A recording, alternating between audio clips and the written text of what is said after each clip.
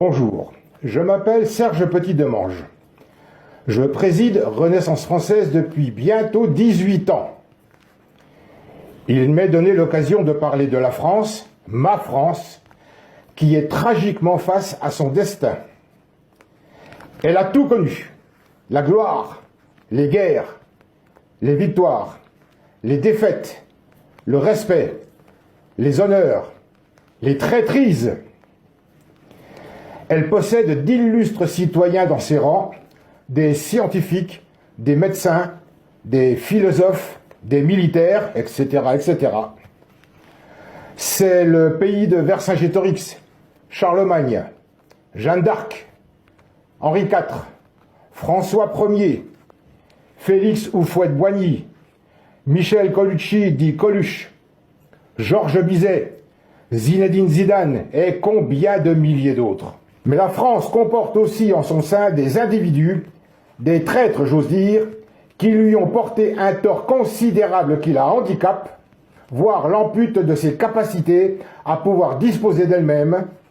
Je nomme ouvertement le colonel 2 étoiles de Gaulle et sa constitution mort-née du 4 octobre 1958.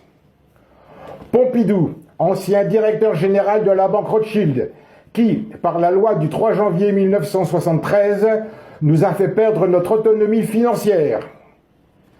Giscard d'Estaing, qui offre un boulevard aux socialistes de circonstance, Mitterrand.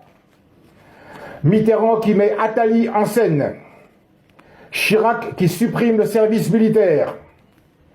Sarkozy qui viole le référendum de 2005, nous liant de force à une Union européenne que les Français avaient rejetée en 2005 à plus de 54% et rejette toujours. Encore Sarkozy qui nous impose une réintégration dans l'OTAN, bras armés du nouvel ordre mondial.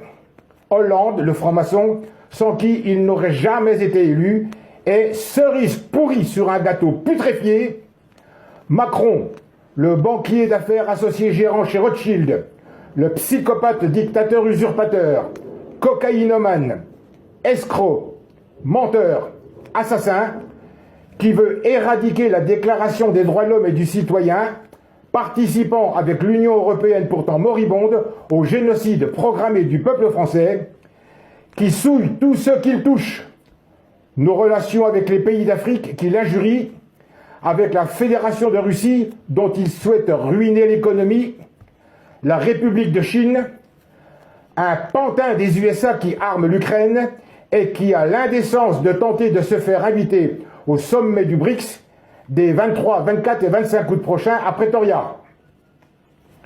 Oui, la France est aujourd'hui impuissante, impuissante à se régénérer, impuissante à réagir.